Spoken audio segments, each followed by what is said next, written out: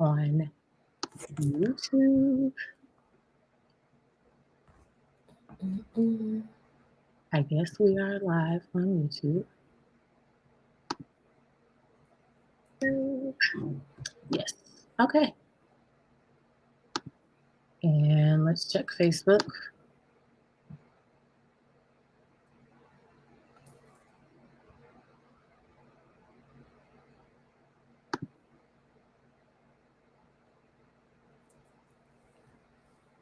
Yep, we are live. Okay, welcome. Hello, everyone. Let me turn this off so I cannot. All right, make sure.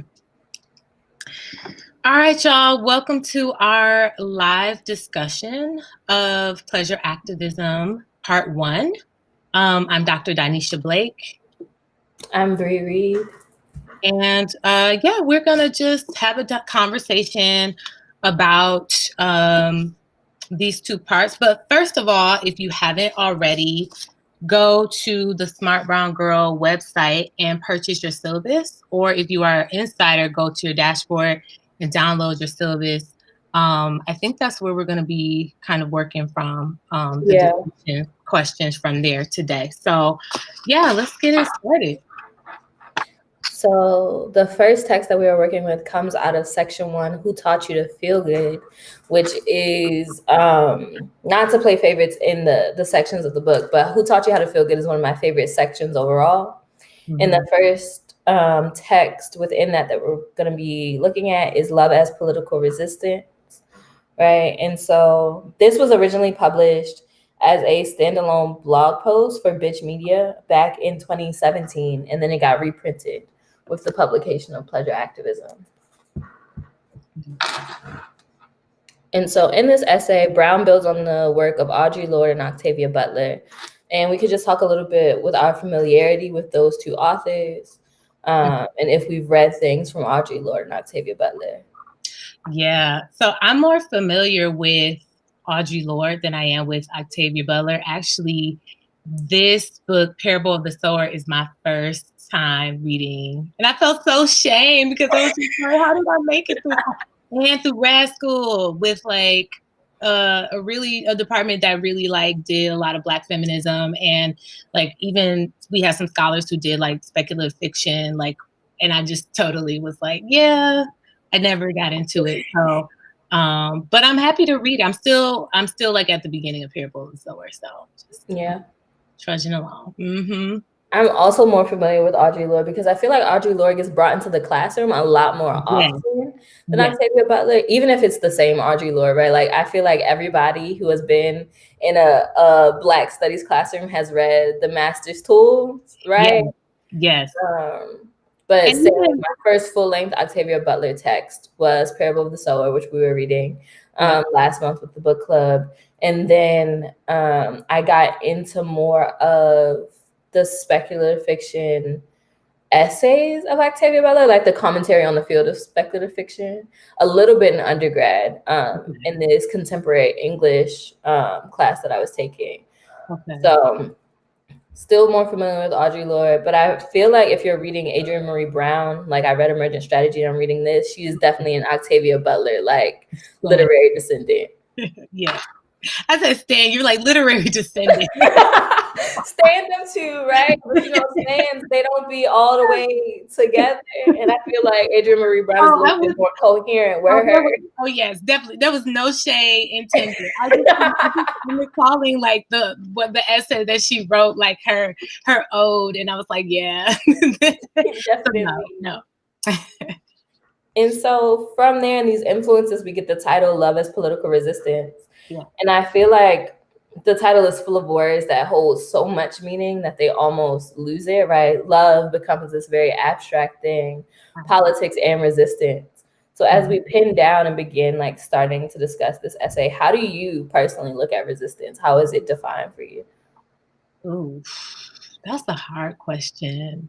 But I think it's like an active, like, so I'm going to talk a little bit about like one of the works that one of my interns taught me this summer when he was working for me was talking about, like, have you heard of Beverly Daniel Tatum's like notion of like the conveyor belt and like this metaphor of like when you're thinking about like the whole conversation around anti-racism, but I don't even think she uses that language, but just like an act of working against what like is already like structurally happening. So like if we're talking about just race or oppression in general or these systems, like they're just moving along, and like how are you sort of like actively working against those systems? Because we can all just be like on this conveyor belt working, even if we're, you know, saying we're not racist or whatever. And so that's kind of what I think of when I think of like resistance, is sort of an active engagement of working against a system that is insidious, like that just sort of like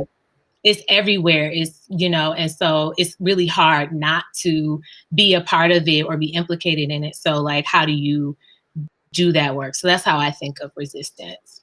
When I think of resistance, the first thing that comes to mind is like the quote from Zora Neale Hurston about sharpening her oyster knife. Right. And so that's the visual that comes to mind, because it's also such a delicate but powerful image, because I think she was saying it in response to like the new Negro movement and everybody talking about how they were going to resist. And she was like, you know what, I'm going to go somewhere and sharpen my oyster knife for when y'all are really ready to talk about something. Right. So when I think about that, I think of the literal of how people get ready with tools to fight back. But I'm also thinking of like sharpening your oyster knife as preparation, like prepare to resist. You get your good political education, you get your community together, you get your resources, and then you are able to resist in such a sustainable way. And if people who are watching across Facebook, YouTube, all these different platforms want to chime in on how do y'all define resistance, I would love to know, and chime in with us on these questions. Yes. Because the next one we're tackling are who are some writers that influence our understandings of love. Ooh. You know what, that's funny that you brought up Zora Neale Hurston, because when I was like responding to that question, who do you know who wrote that critique of Their Eyes Were Watching God, where they were like thinking about love and, you know, how we might only think about it as Janie and TK's like love relationship, but like, was it Richard Wright? Was it? I don't know, but they were talking about like how we might engage with like Phoebe and Janie's relationship and understand love from it wasn't toward a Black feminist critique or criticism, but it was something about just like understanding the different levels of love and not just like romantic love. And I guess even towards the Black feminist criticism, where, you know, Barbara Smith is really critiquing like how we look at things like Sula and we never really like consider like lesbian or romantic relationship between Sula and Nell. Like we just kind of keep it very it's very heteronormative. Yeah. And so like I think that those scholars have sort of, I think that's one example of like a scholar that's really like helped me to think through things around different types of love and different types of in levels of intimacy, and those can happen in platonic relationships. And oftentimes I think we don't think of that closeness as something that we can have in non-sexual or non-romantic relationships. Yeah, we make love so scarce, right? Like we make it a scarcity. Like our loving economy is like, exactly as you're saying, of people don't even consider the possibilities of romantics in these Black women's relationships with each other, because we read it and we're socialized to think about heteronormativity and all these things, as you already said. And then even within that, your friendships or non-romantic relationships can only get certain types of love. Exactly. Right. And as we get into the text, I think that comes up on page 60. When Brown has those bullet points about who have you been loving and how have you been loving. And I loved interacting with those bulleted questions. And interacting with like defining love by obligation, because that's how we're taught as children to love. We're taught like you're supposed to love your family, like you're just supposed to.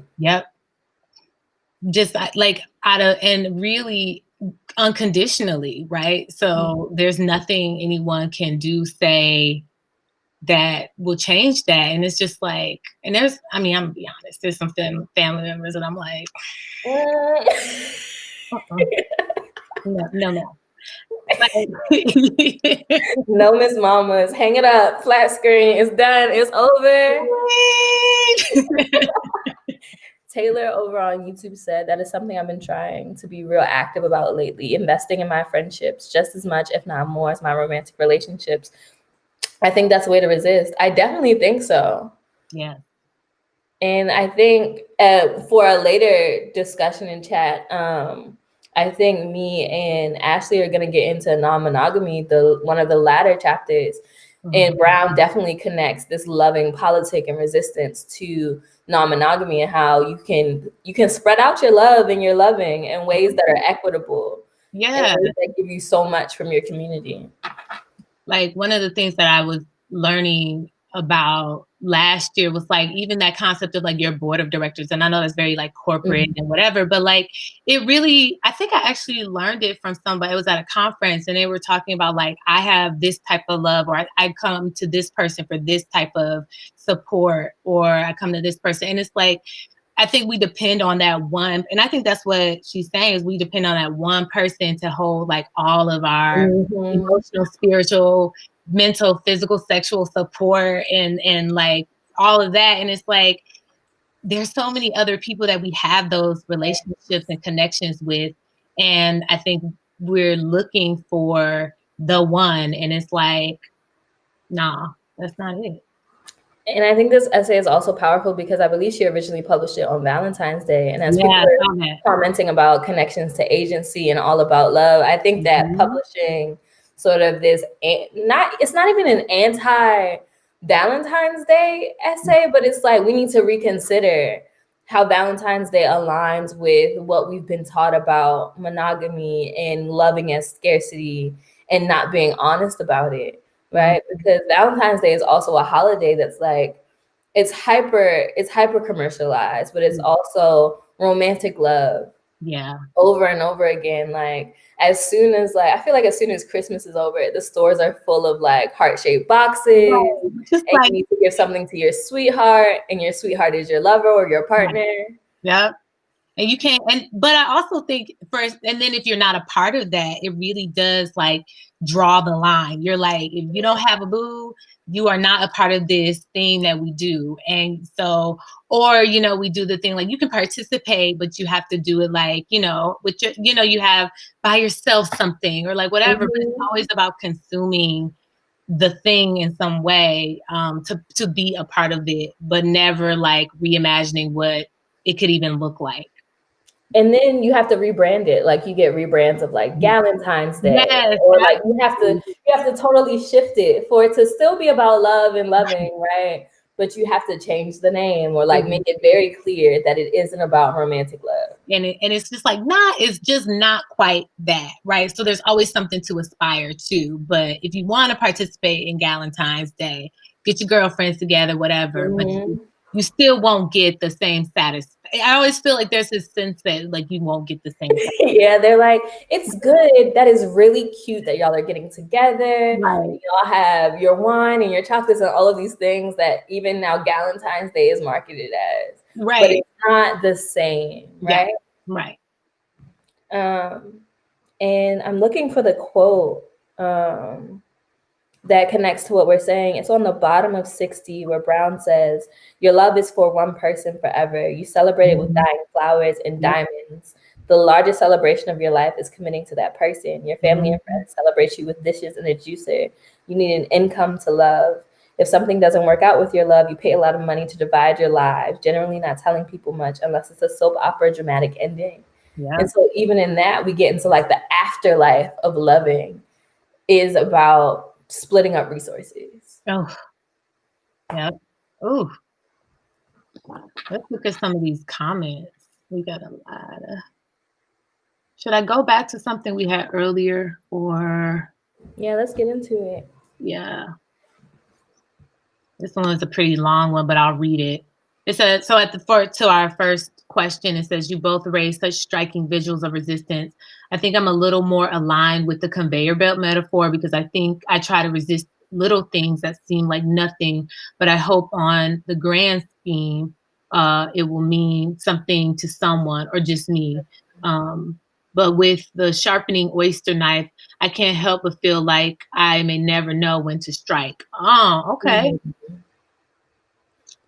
But I also think like the striking, but when I think of like, I don't know what an oyster knife looks like. Let me be real. But I know what an oyster looks like, and I really feel like it's like almost like diving in and getting like into those details. Like it's about really, when we talk about like radical, I don't know who was talking about this. I was reading it and now I'm reading so many things, but getting it to the root of whatever, like radicalism is like getting to the root of things, and like how do you dig in deep, and you need something that has that precision to do that. So, and I think you shouldn't, like Taylor is connecting to another text from Adrienne Maree Brown in the YouTube comments. Small is all, right? Like Brown has this concept of bringing us back to how small acts of resistance add up, especially when you're working within your community. So for that person who raised that comment, you're striking every time you combat those small things that you say come up in your life with that conveyor belt metaphor. You're striking down heteropatriarchy, you're striking down capitalism. When you refuse to buy from Amazon and you support a local business, a local bookstore, when you buy from Bookshop, like we were talking about before we hopped on this call, like you are making small acts that make large ripples. Yep.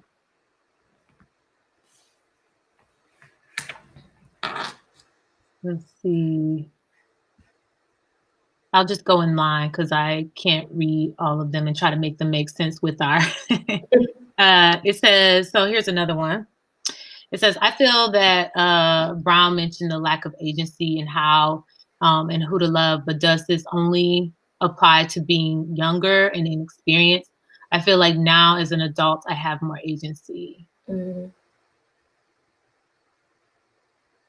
I think discussions of agency are some of the more complicated, because I'm always going back and forth, because for me, agency is in connection to power and domination. And so it's always changing, right? Like you can be a very empowered person in one space and be so disavowed and disempowered in another space. And so I think that comment is right in that we were talking about childhood and loving as obligation, but it can definitely connect to other spaces where you feel like your love is an obligation based on power or maybe other histories of the relationship.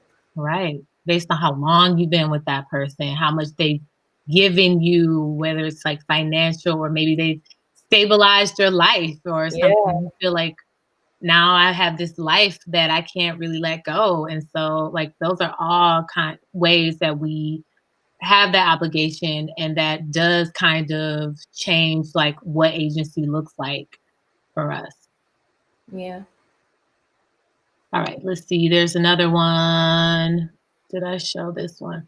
All right, so replying to somebody else. So definitely, I think there's a lack of agency that comes with needing to give into social and cultural economic expectations, like how much do you make? How much does your partner make? Yes. Are they of the background that pleases your current family or tribe, etc.? Yes, absolutely.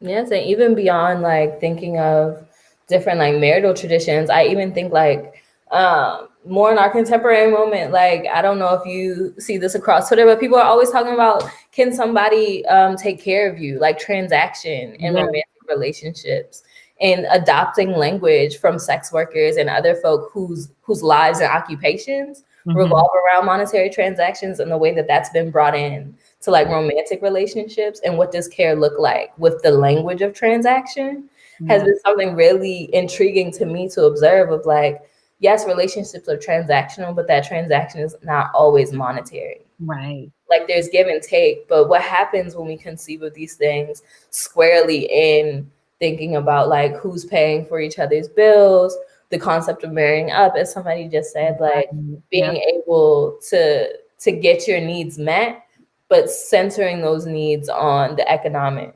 Right. But and there's And it's like, there are so many benefits, right? Like, we don't want to negate like the types of benefits that come with marriage, just in general, but it's a business. Like, there is a contract, like a marriage. Yes. So like, and there's so much access that you have, but we become consumed with like that type of access being like the end all be all to, and so we start to overlook a lot, because that, like, the goal is like, how do I situate myself in this environment in which I, can have a stable life, where I can have privilege, where I can, have these tax cuts and all of that stuff. Like, there's so much to it. So in this vein of talking about the questions of marrying up and marriage in particular, do you think that connects to themes in this work about love as political resistance? When we're thinking about, I would say, like, romantic love, right? And a romantic love that maybe doesn't align with you're in one tax bracket and your lover or partner is in another. Is that how love is political resistance? Ooh, I mean, if you're trying to talk about access to, if you like access to material things that I would have before, I mean, like, then sure. I guess, yeah. I don't know how to answer that, but no, I think that, I don't know. What y'all think? I was more so thinking of, like, I think Brown has parts where they talk about where they tackle the question of love and finances. Maybe it's in a different section. Oh, okay. But I was more so thinking of, like, how I think Brown would tell us not to get caught up in the financials of love and living, right? Because on 61, Brown says, this way of approaching love strangles all the good out of it. What we need right now is a radical global love that grows from deep within us to encompass all life. No big deal. To help make this a true day of love, here's a brief radical love manifesto. And that's when we get into the radical honesty and healing and love is care. But I think that Brown would challenge us to, I don't know, to try to be anti-capitalist in our love and loving. Right. And even this line from 63, where it's shifting from individual transactions for self-care to collective transformation, like being in community. So, I think that she's trying to say, like, the idea of marrying up is a very individualistic process of you as the individual are marrying up so that you solely, and you and maybe your family can ascend into a different type of class system or class status. But how do you think about, like, being in community and sharing resources, redistributing wealth or resources in a way that you don't have to be reliant upon one individual to solidify your position in a particular status? Yes, I think that's beautiful. Like, thinking of it not as how can two individuals enter in a relationship and create sharing in a network just between themselves, but how can you be resourced in community and love that way is a beautiful way to think about it. Yeah.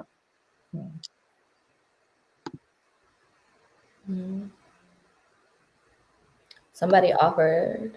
Yeah, I was gonna start reading that one. If I don't know. If I think about romantic, maybe sexual question mark, I think of it outside of the transaction of something like marriage. I find it hard to love and still think about how much my partner would have to symbolically pay for me dowry if I ever get married. That's true. So just leaving it out of it, just like, you know what? I'm not going to let that stick in my mind when I'm in a relationship with you, like trying to like completely leave that elsewhere. But even on this journey of my own life and loving and being in community and anti-capitalism, it still comes up. Like, whether it be people reposting like Sweetie and Quavo, and Sweetie is on the Shade Room talk about if he can't buy you a Birkin, leave him. It's just like, but what if there's tenderness here? What if there's care and there's love? We missing out. We missing out. Apparently, according to the Sweetie girls ministry, I'm thinking wrong. Okay, that ain't it. You going out of the world backwards. Yeah. But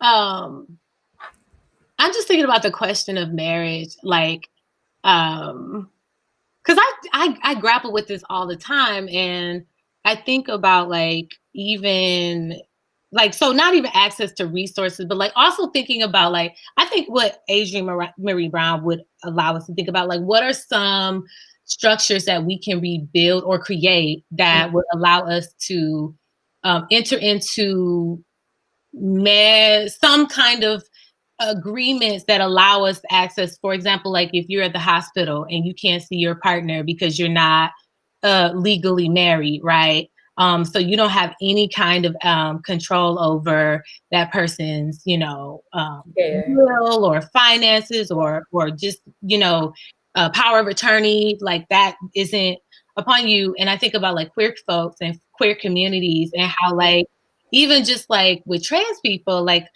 families may have a different relationship to their, child, and that is totally different.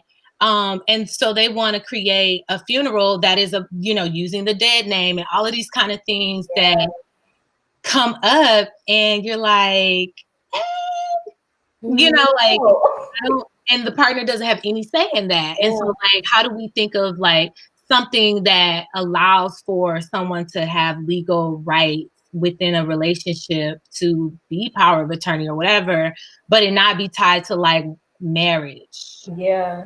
And I think in that way of thinking about building communities of care and learning how to change, which is on the section that's on page 62, I think that what you're talking about would require us to shape change, as Brown is borrowing from Octavia Butler, and go beyond legality. Like we need to, the legislative route, right? We've seen this early in the 21st century of the fight for marriage equality.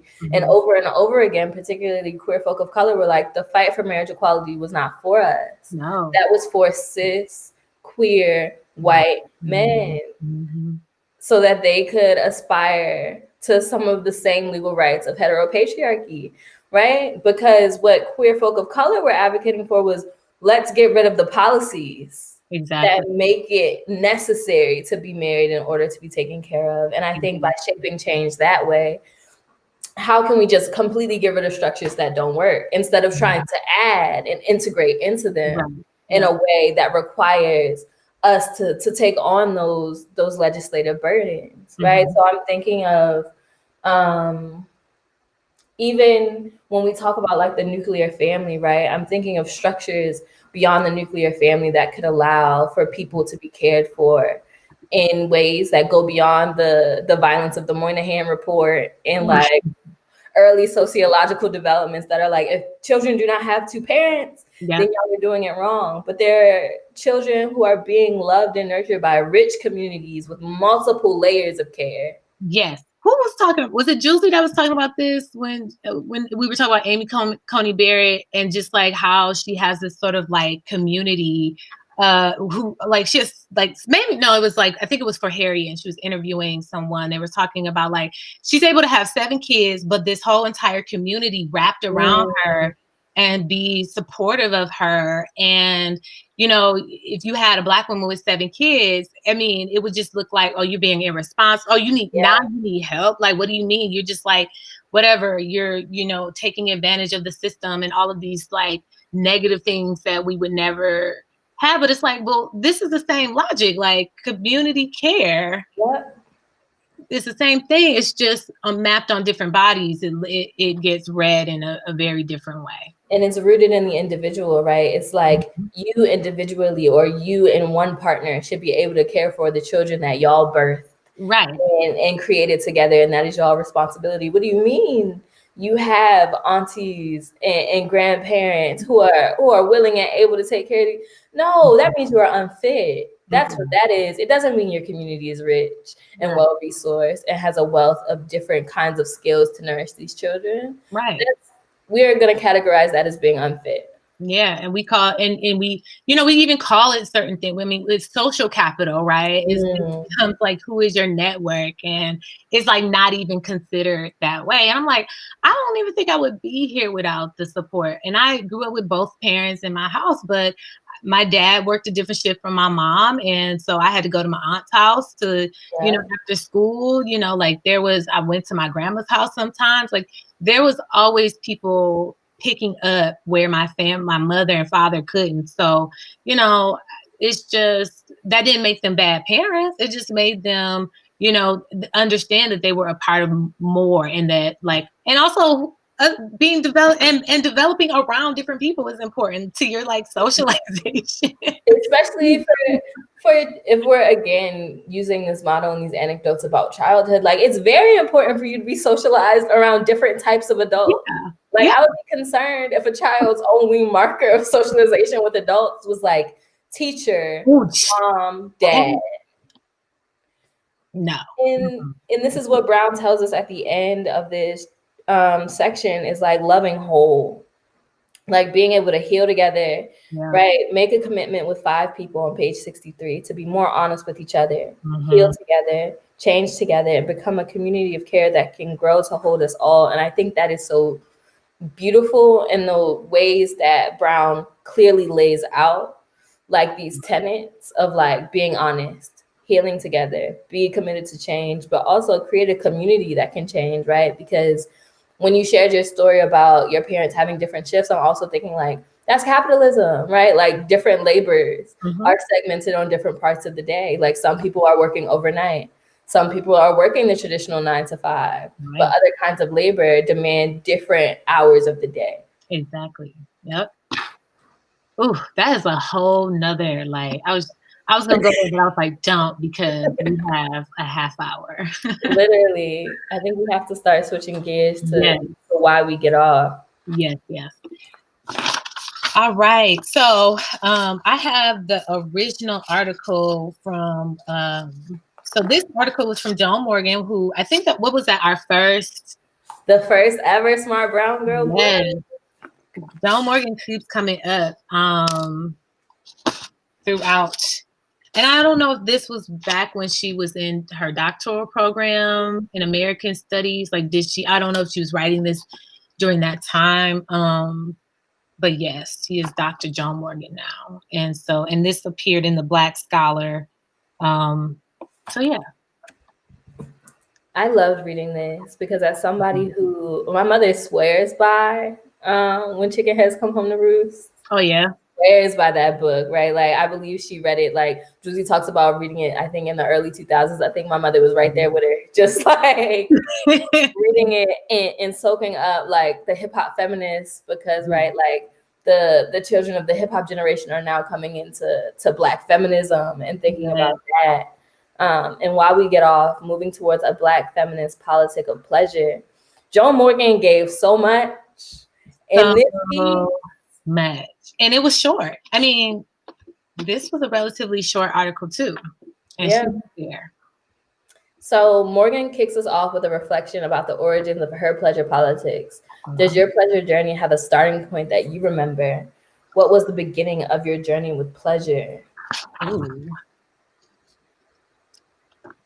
I feel like I'm still working that one out, because I think back to your point during our first conversation about like distinguishing between, or not even distinguishing, but like you pointed out, like she doesn't start with the self-care. And I still think of like, I'm still on like, can I just care for myself? Like, can I just like, you know, work out 3 times?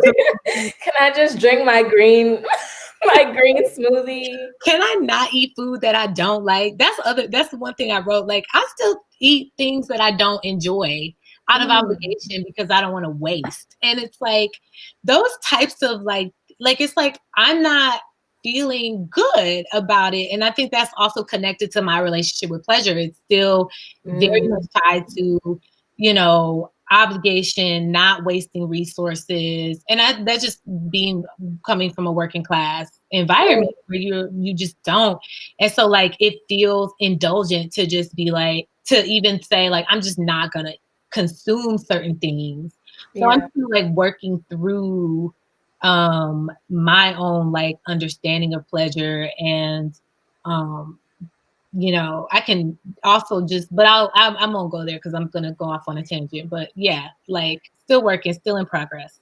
Yeah, I think my concept of pleasure in doing things that I like started in childhood. I grew up primarily being cared for by my mother, right? And ironically, as sort of an intertextual drawback to our first piece about from Brown, thinking about Valentine's Day, my mother always made herself my first Valentine. And in that, she would write me cute little notes and give me my favorite candy, and it would be waiting on my bed when I got home from school. But it was also like, what do you like? And she would have me tell her, like, what chocolate do you like? Like thinking through things that I actually enjoy and things that I actually enjoy doing. And the ways that my mother helped me articulate boundaries as a child of like, if you don't want to go, say that you don't want to go. I'm not going to make you go to that activity just because all of your cousins are going. Right. Yeah. That's beautiful. And I feel like the one person who did that was actually my grandfather. Like if he was like, you don't like it, you don't like it. Like, and that's fine. And like, but never in my house. I wouldn't say never, but like there was a different kind of, and I think grandparents are like that, you know. Anyway. Yeah. But when I compare to like when I hear your story, I'm like, that was the person who was very much like, don't ever do anything out of like obligation, or don't force yourself to do anything. Okay, let's see. We have some other people chiming in too. So I think my relationship with pleasure started early on. Now that food is being brought up, I was allowed some space to say what foods do and don't bring pleasure. Yes. Yeah, and that's like a part of like that socialization. Like, how do you come to that? That comment makes me think of, on the flip side, the ways that people treat children that they think are picky eaters. Oh, and yeah. how people and families make a big fuss of like, that baby doesn't eat anything. And it's like, no, they don't.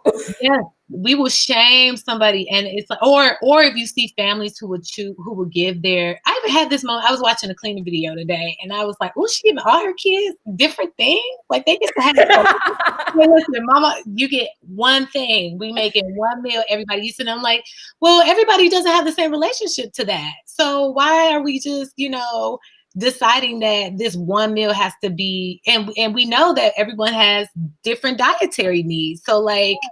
But yeah, we definitely. And it's also class, right? Like we can't also. Absolutely. Because everybody eating the same thing in the same meal is also functional. It's like we're going to spend our time making, we're all eating pork chops and gravy and rice today. That's what's happening. Don't try to be vegan. Do not try to be vegetarian because I already paid for the pork. Look, if you are vegan and vegetarian, take the pork chop. Take it off the plate. That's your veganism, or that's your vegetarianism. Like it's not it's not like let's replace that protein. Right. And then Brown would say we need to start changing our community so that if your child has specific dietary needs, y'all need to do like a food cooperative in the neighborhood, right? Y'all need a community garden. So that the babies can go pick some green beans and bring it back, and they know how to get it popping. Yep, you get green beans, you get your zucchini, and we all gonna be happy. So, yes. My grandma was a combination of be nice and listen to your mom, and if you're not happy, why are you doing it? Confusing, but I'm choosing to go with the second one. Like, absolutely, yes. And that's true. People are multifaceted, y'all. Like, oh yes, this was me. Oh my God. Till the food was finished. Oof. One time I had to like. I had my parents would like. My parents, if they ever saw this, they would probably kill me because they're like, you are telling us, you are making it seem like you were not loved as a child, but no. They gave me like some potatoes, and I just was not feeling it. So I would just like throw them on the floor and be like, well, I can't eat them. So like by the time I finished, half of the potatoes were on the floor, and I was like, well, here we are. And I had to. So what are we gonna do? They were pissed. Oh my goodness.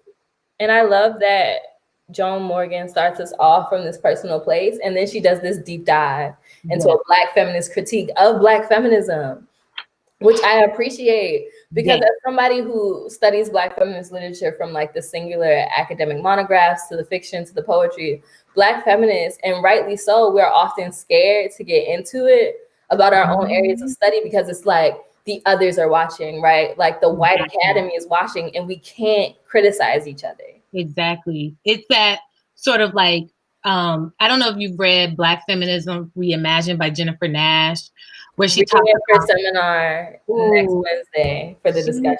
Whoa, that book, I read that book in like a week, and I was on vacation, and she was like, but she talks about like this sort of defensiveness that we have, the protectionism, and like, how do we're trying to, when we go back to that conversation about even Patricia Hill Collins talking about like legitimizing the knowledge, we've been doing that project forever, and we are and that has become the work. Yes, we're like scared. We're like, okay, if we talk about or critique each other publicly, then we're totally dismantling what Black feminism means. And it's like, well, other scholars actually critique. That's part of being in conversation with each other, is to engage with people on the points that you don't agree with, the points that you want to expand on, where you want to go forward with someone's work. Like, that's a part of the conversation. Yeah. And if y'all haven't read Black Feminism Reimagined by Dr. Jennifer Nash, Duke University Press is still doing a 50% off, y'all. Go and grab everything Jennifer Nash wrote. It's code Duke50, all caps. 50% off the entire Duke University Press, the journals, the books, the collections. All right. And Taylor brought up a contemporary moment with criticisms of Lovecraft. And I definitely agree that we can critique Black art the same way we can critique Black scholarship. Yep. But it is a very real fear of like the ways that whiteness, even when white folk are not present, reduces everything to, oh, crabs in a barrel. Oh, look at Black folk not getting along. And it's not necessarily about getting along on like the emotive sense. Like, it doesn't have to be emotionally invested, right? But when we're talking about scholarship and public intellectualism, debate in Black intellectual history is a rich tradition. There was a reason that Du Bois was popping back when, because he wasn't afraid to call everybody out, and people love that. People love public debate and public critique. Yeah, and we have to.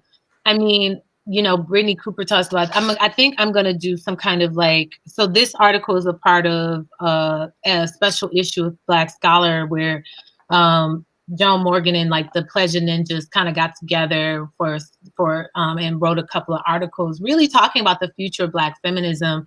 But, you know, it's, you know, Brittany Cooper in one of the articles in that is talking about tending to our own ground, like, you know, our foundation, like we have to, you know, we've been building this house on these like theories that really are supposed to be the baseline for what we can do.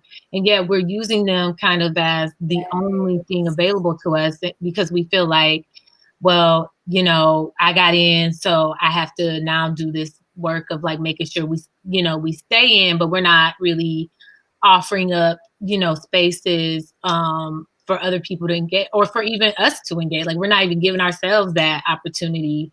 And that, you know.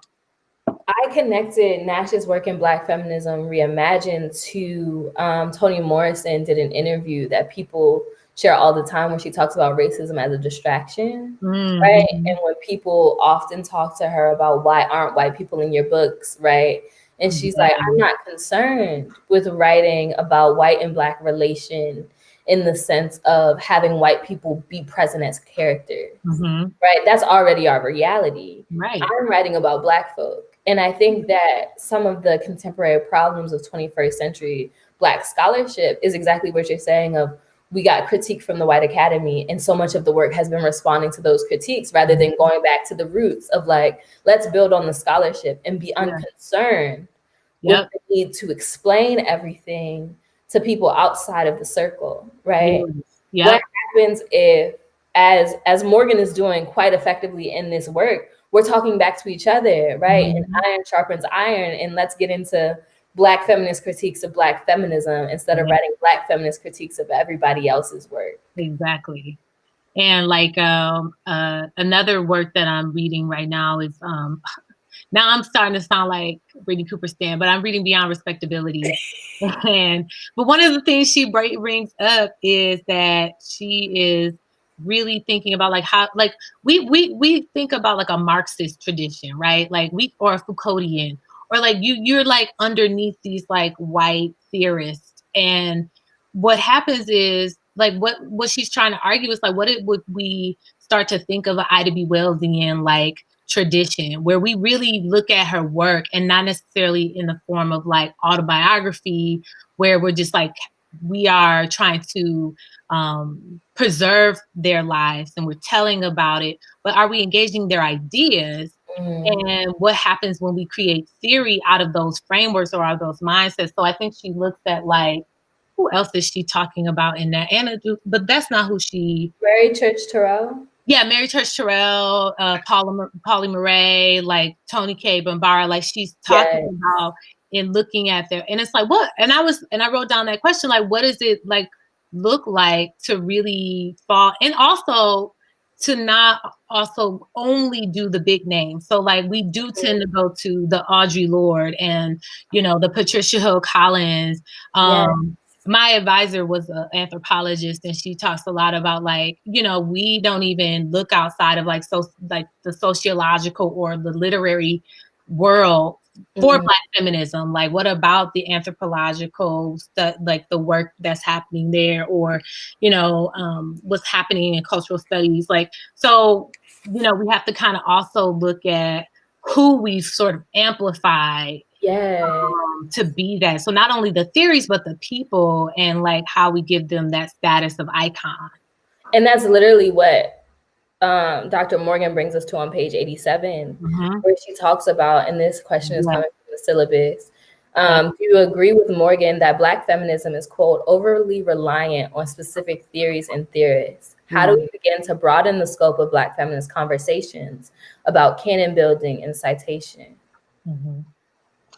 Because Morgan goes there, she's like, you get Kimberly Crenshaw's intersectionality, Patricia Hill Collins' controlling images, Audrey Lloyd's deployment of the erotic, and Higginbotham's respectability politics. And that is so true. Like, people can give you the Crenshaw, the Lloyd, the Collins.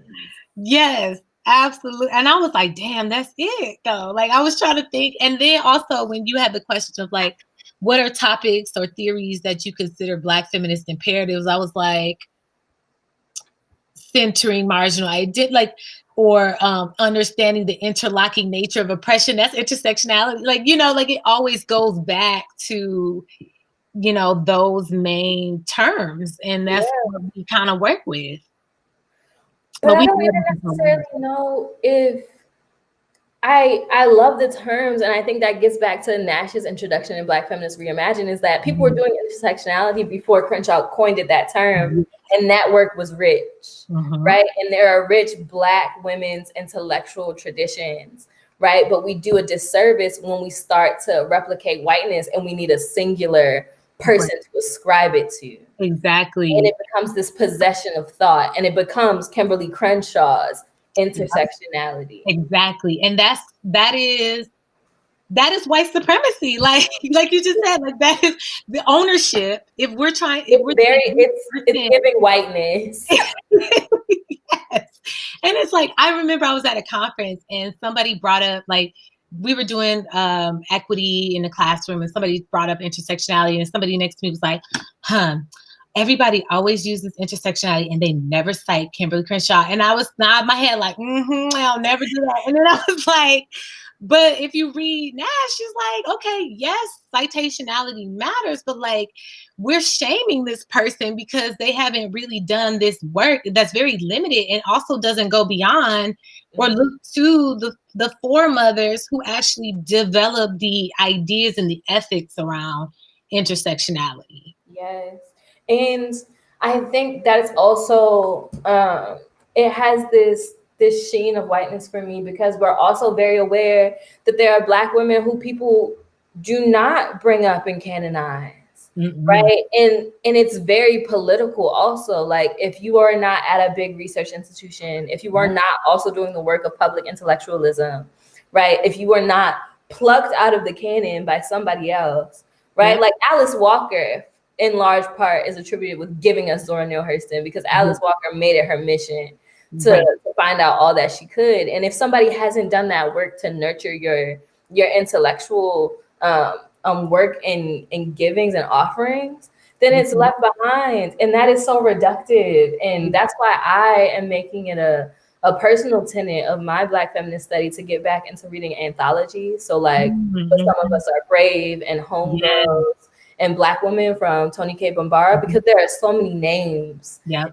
so many rich ideas that are not new, but because those people are not our Toni Cade Bambaras and they're not our Toni Morrisons, we don't know how to honor them. And I want to do my own work of like leaving behind the work of individualism. But there's a tension, right? Because it's also like, I would be hurt if I was in a sociology class, right? Like outside of the Black Studies department, and we're talking about sociology and there's no Patricia Hill Collins on the syllabus. And people are talking about the works of the Matrix of Domination and they're not citing her, right? And so it's like, you have to play this game of knowing the spaces where it's important to uplift Black feminists by name, but also collective interests are important. And there's a collective interest in Black feminism. Have you ever read Chandra Mahanti's Under Western Eyes? Yes. So she talks about like how we do, like she talks about the different ways that we like engage with like feminist work, or like the add and stir, or like the sort of tourist version where we like kind of walk around and we like take off, like here's your Transnational Feminist Week and here's your like literary week, and like we do that. And so when I think it's just a problem of like when you have these sort of moments where you're in a classroom and Black feminism comes up in like 1 week of the section, like who can you go to? And you have to kind of hit those big names. And it's like, what happens when you have a program or some type of, or a field of study that really builds and allows you to explore? I mean, you could spend your life reading works by Black women and you would never finish reading them. I mean, it's just impossible. So like, but I think that's really a product of wanting to only having a limited amount of space. And then who do you then cite? Because there are other Black feminist sociologists. It's just that, you know, if you're trying to hit it hard and, you know, you're trying to be a part of a particular, you know, pedigree, right? There's also that notion of pedigree. Who did you study and all of that. Somebody offered us a longer quote from page 89. I wish we could show like below it, because now, but I will read it. On page 89, Morgan quotes Collins about the honest body, and Morgan continues to say, rather than the embrace of pairing, I think she means erotic sex and fucking. Hill Collins suggests, my hope is for pleasure politics that resisted, in the quote, excuse me, is Collins interpreting the erotic as just sex and fucking? She seems to suggest that the erotic is also a life force. I kind of thought she meant was a part of it. I mean, I didn't understand that part, to be honest. I was like, I didn't really understand the honest bodies, and I thought because I was not reading it in the context of Black sexual politics, that I didn't get the before after, so I don't know how to answer that one. I would say if you go back and you read the uses of the erotic, which is reproduced in Pleasure Activism. So if you pick it up, you already have it. And it's in that first section. What I customarily, when I read the uses of the erotic in undergrad and the way that it was taught to me, it goes beyond sexuality. And it's talking sort of about an embodiment in a way of knowing, in a way of being. And Lloyd connects that to a Black feminist way of being as a Black feminist practice.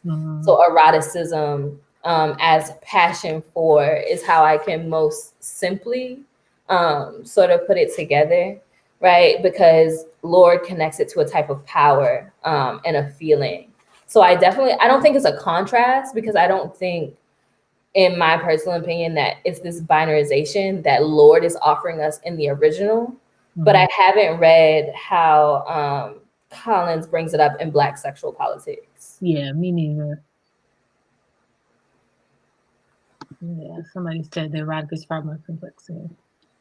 Yes. Yes, I will offer that as well. Mm-hmm.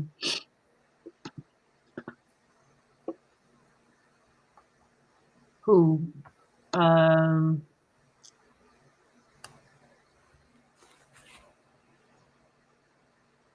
So somebody is replying, who, Morgan or Collins? I feel like they are both saying the same thing. The erotic is just tapping into an energy source, a life source of things that give you eros or love, and you pursue those things that awaken you.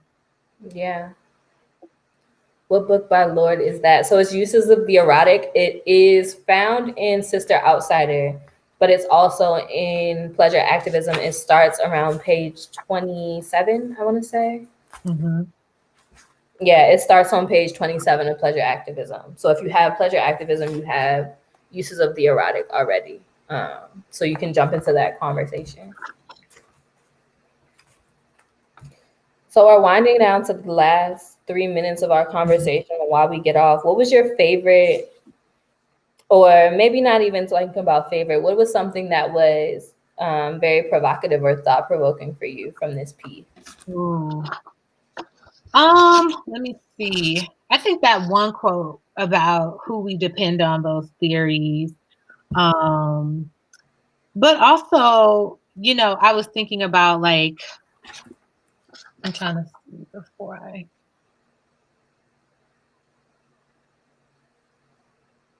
No, I was so certain. So it's on. Well, I don't know what page it's on, but it talks about like certain black. So it's talking about these critiques of.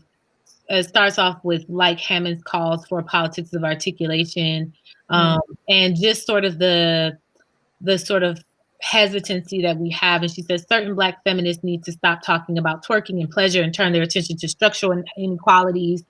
Have grown common in feminist digital terrains. And really and I even remember like the comment I had a few weeks ago when I was like talking about how hood feminism made me feel like I needed to like think about, like, it really made me feel a little bit like called out because of the sort of like, we need to be focused. And I don't necessarily think that's Kendall's argument, but I just got that's how I felt. Like that, we talk about affect, like that's how I felt. I was like, oh, is she really saying that we playing too much into the pleasure, or we doing too much fun, artsy shit, like all this artsy stuff, and we're not really engaging in like these serious, critical, hard issues. I don't know. I didn't ask her that question during the live discussion. Not you want to pull her to the side and be like, okay, whose work on pleasure are you fed up with? Who did it? Are you a part of these feminists that do? But I wrote that because it just reminded me of what I was saying, and I think that's really my own working through. But I also think, like in general, and I think I also said this in the first video, is like, we have to, I think what she's also trying to say is that pleasure is a rigorous field of study. And if we are not engaging in that, then we are not really, we're not really flexing the full range of possibilities that Black feminism is. So, I think it was just really a reminder. And I really think that this collection of essays and her work in particular, I really think has I think you see all the works like the Jennifer Nash, the Beyond Respectability, like those works that came after this really, I think, are a part of these conversations that this cohort of Black women were having. Like, okay, it's time now, because we get these calls and we kind of ignore them, but it's really time to really engage now. Yeah. I think for me also, as somebody who looks for pleasure in my work, in my life, in my relationships, Morgan's offering that pleasure is something to take serious in the scholarly way. In the scholarly way is something that I really, really thoroughly appreciated, because I'm also putting it in conversation with the work of like Hortense Spillers and others who look so deeply at what does it mean to survive in Blackness, post-human, right, to have pleasure. And I'm like, I'm personally not ready to get rid of pleasure, because so much of contemporary scholarship is like, pleasure does not serve us. Right. What is pleasure doing? And I'm like, I refuse, right? Yeah. Maybe later down the line, I'll read some text that makes it all line up for me. But right now, like, I do not see a life and a living and an embodiment of a Black feminist being that doesn't have a pleasure politic to it, right? I think that we can have a pleasure politic that is aware of the structures and systems that dominate us. Yeah. Because I'm not ready to get rid of the Brown, the Morgan, or the Audrey Lloyd, right? Like self-care as political resistance. I think there was pleasure in that, and there's care in that. And so I love all of the things that pleasure activism gives us. We just wrapped up talking about our first section. Please continue to dive into pleasure activism, diving into the syllabus, and logging on for these live chats. I love reading the comments from the audience. I love being able to talk to you, as always, about everything that's so wonderful. Awesome. Thank you all so much for tuning in, and enjoy the rest of your weekend.